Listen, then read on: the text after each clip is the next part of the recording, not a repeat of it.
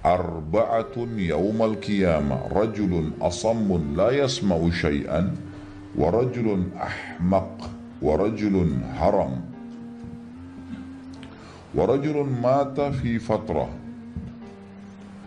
فأما الأصم فيقول ربي لقد جاء الإسلام وما أسمع شيئا وأما الأحمق فيقول ربي لقد جاء الإسلام والصبيان يحذفوني بالبعر وأما الحرم فيقول ربي لقد جاء الإسلام وما أعقل شيئا وأما الذي مات في الفترة فيقول ربي ما آتاني لك رسول فيأخذ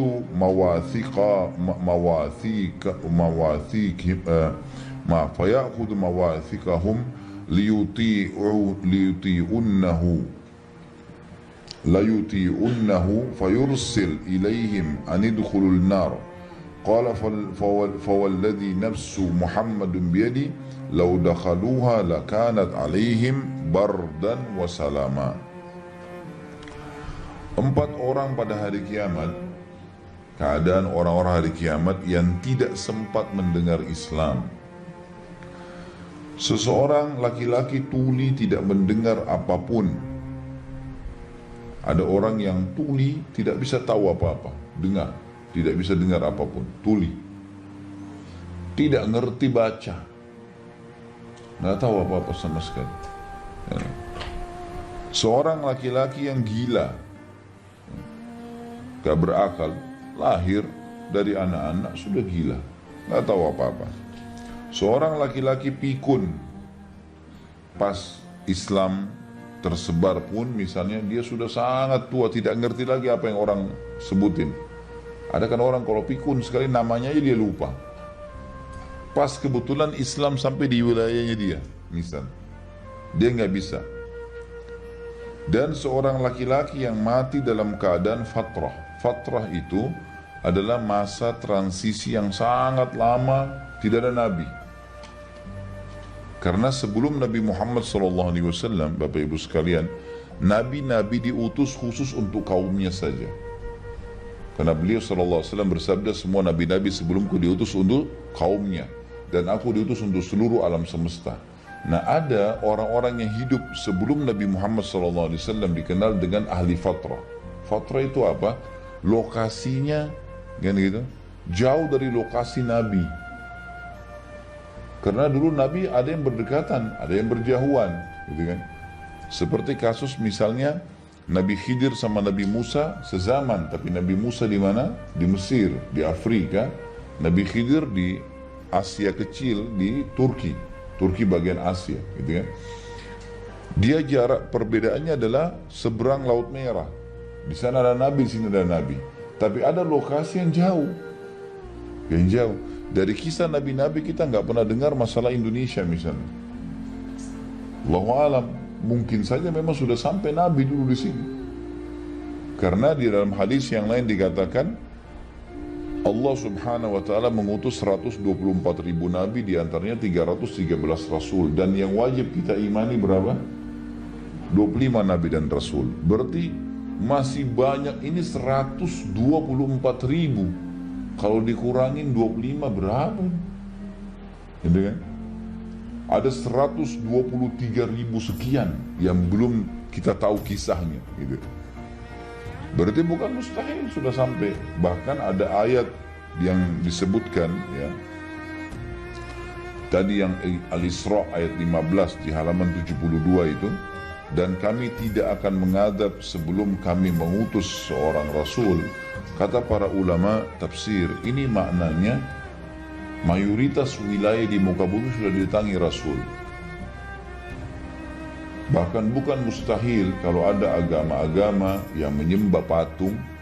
Mungkin saja patung itu dulu nabi, tapi karena berkembangnya waktu mereka tuhankan itu. Seperti kasus yang terdekat Nasrani. Agama Nasrani dulunya mereka tahu Isa adalah utusan Allah, tapi berkembang waktu dibuat patungnya. Sekarang sampai pada tingkat di gereja mereka taruh patungnya Isa alaihissalam disalib, lalu mereka bilang, wahai Tuhan, panggil patung Apa bedanya dengan orang yang sembah berhala?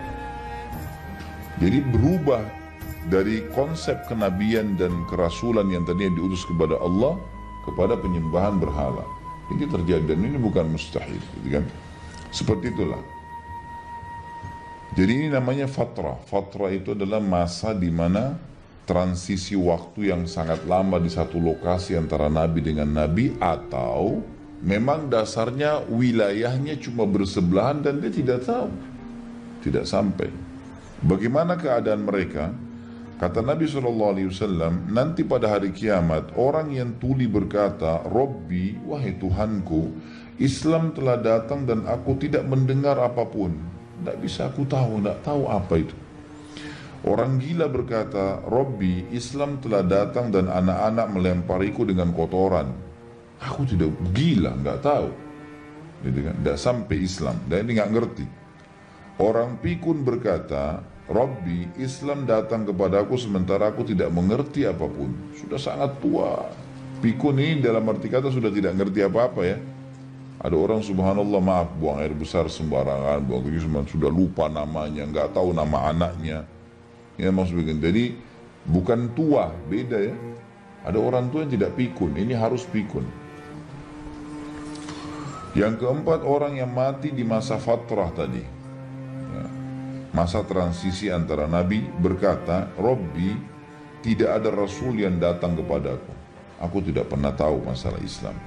Lalu dia, Allah subhanahu wa ta'ala, dianya, D-nya besar kan itu ya? Itu berarti kembali kata ganti kepada Tuhan, Allah subhanahu wa ta'ala.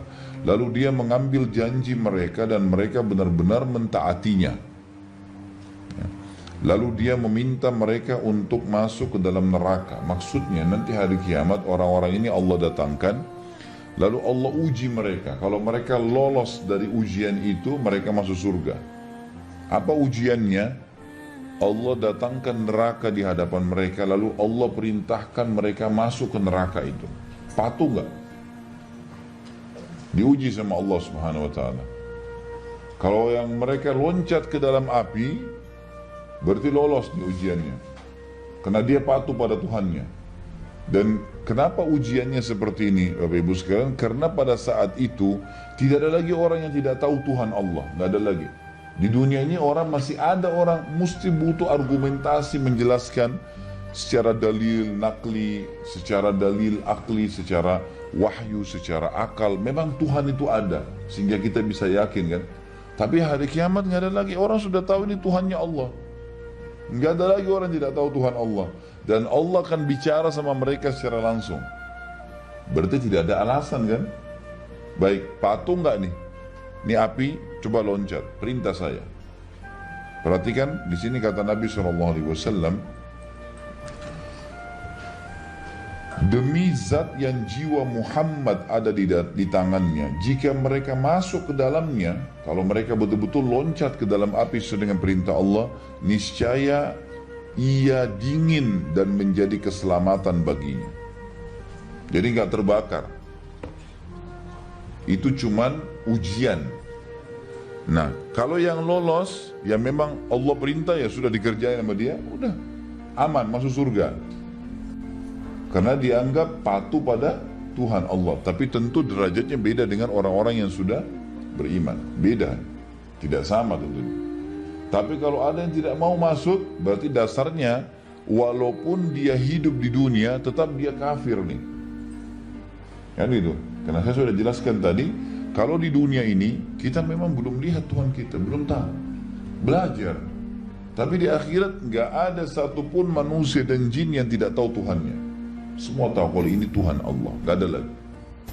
Sudah terbuka bagi dia semuanya, nggak ada lagi. Jadi orang kafir pun masuk ke dalam neraka dalam kondisi tahu kalau memang dia pantas masuk karena memang ada Tuhan.